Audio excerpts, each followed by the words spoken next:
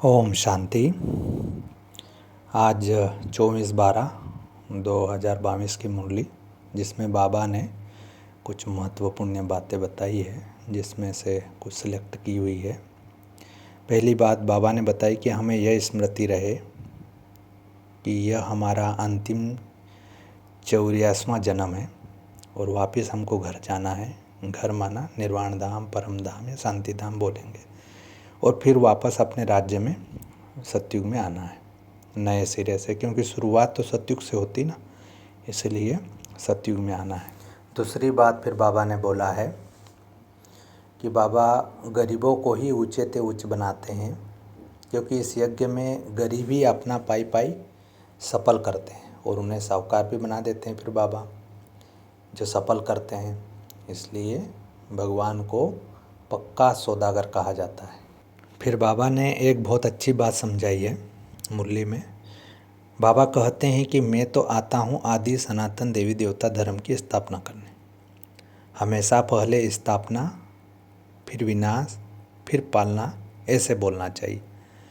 अभी बाबा कहते हैं कि हम बोलते क्या हैं, स्थापना, पालना और पीछे फिर विनाश बोलते हैं। बाबा कहते हैं कि ये रॉन्ग है।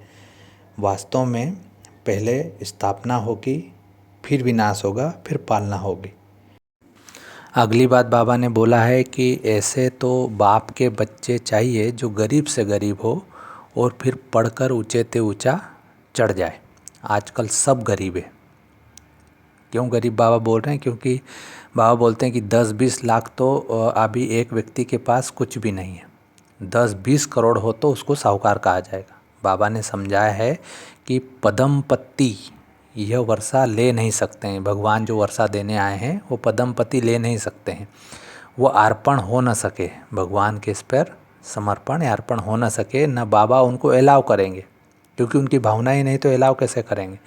गरीबों की पाई पाई सफल होती है। बाबा ने इसमें यह भी बात बताई कि सभी मनुष्य मात्र का कल्याण करने के लिए बाबा को आना पड़ता है। इसीलिए उसको सर्व का सद्गति दाता, सर्व को सुख शांति देने वाला कहते हैं। भगवान को प्रेम का सागर भी कहते हैं तो सुख का सागर भी कहते हैं।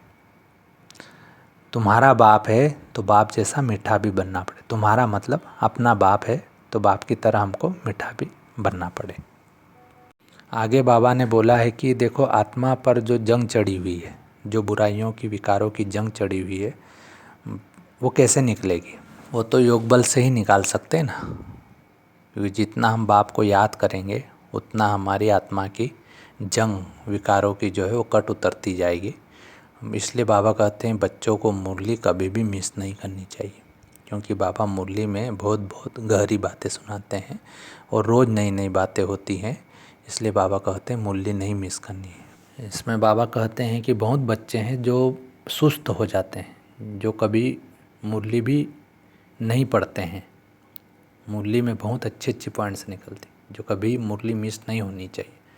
इसलिए बाबा बोलते हैं कि हमेशा यह ध्यान रखना है कि मुरली हमेशा पढ़नी या सुननी चाहिए।